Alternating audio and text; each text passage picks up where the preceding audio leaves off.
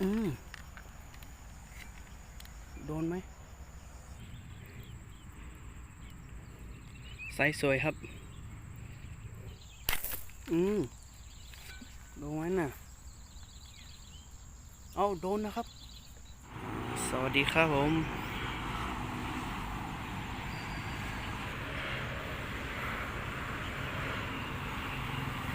วันนี้ผมก็ได้เอาแว่นใหม่มาลองนะครับเลนส์ออโต้สั่งซื้อมาจากน้าเอกของบนดอยนะครับดูกันนะครับว่า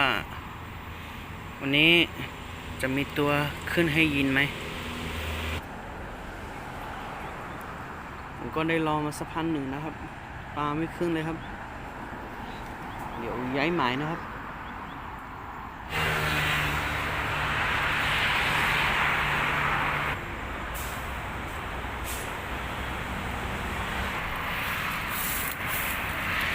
ได้มาหนึ่งตัวนี่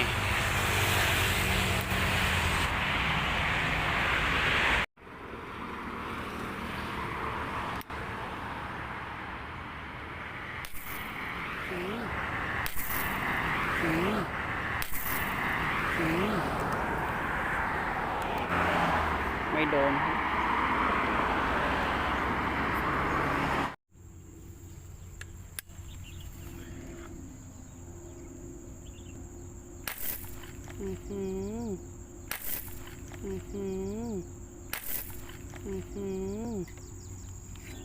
ไม่โดนเฉย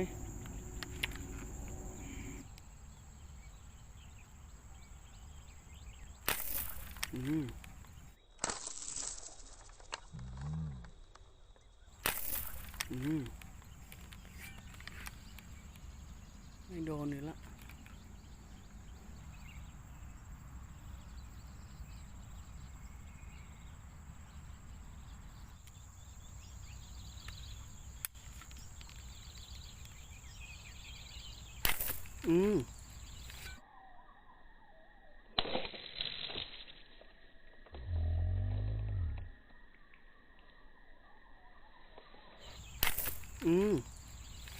โดนไหมน่ะเอาโดนนะครับโหตัวใหญ่ด้วยไปแล้วตัวใหญ่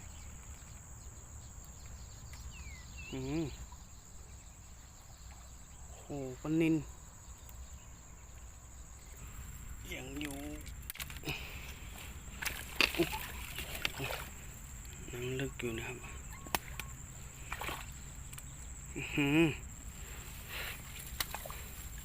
อุ้ยยินทีเดียวไม่แตกเลย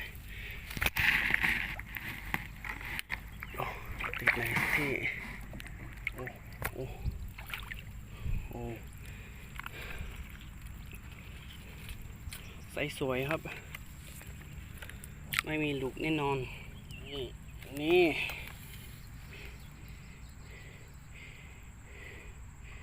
ไม่แตกเลยครับ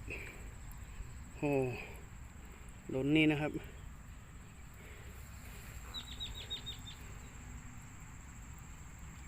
โอเคครับสุดยอดครับเดี๋ยวไปรอต่อกันเลยนะครับน่าจะย้ายหมายเลยนะครับไม่แตกละหายเซฟ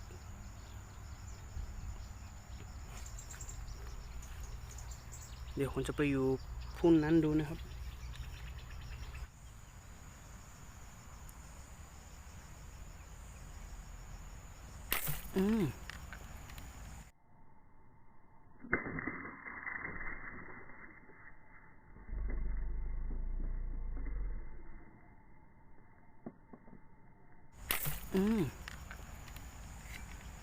โดนไหม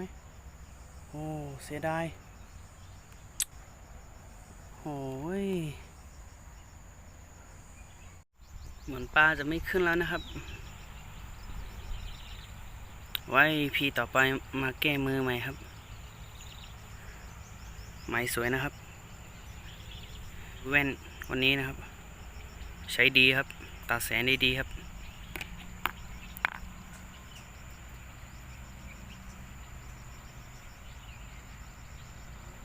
เคครับแว่งของน้าเอกคมบนดอยนะครับใช้ดีครับ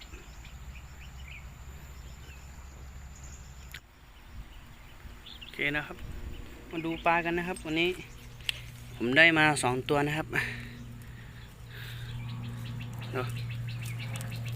นี่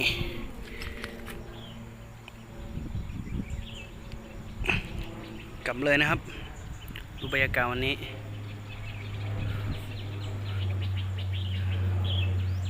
บรรยากาศสวยๆครับผม